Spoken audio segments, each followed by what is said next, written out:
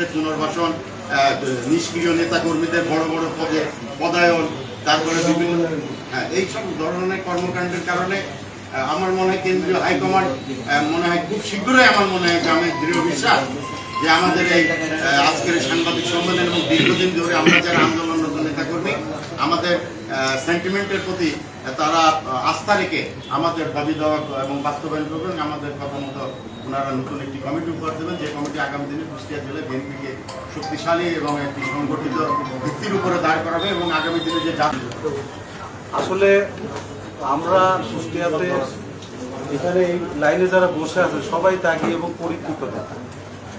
স্বৈরাচারী এরশাদ বিরোধী আন্দোলনে শেখ হাসিনা বিরোধী আন্দোলন এবং এ যাবৎকাল যত আন্দোলন সকল কর্মসূচিতে আমরা সবাই অংশগ্রহণ করেছিলাম।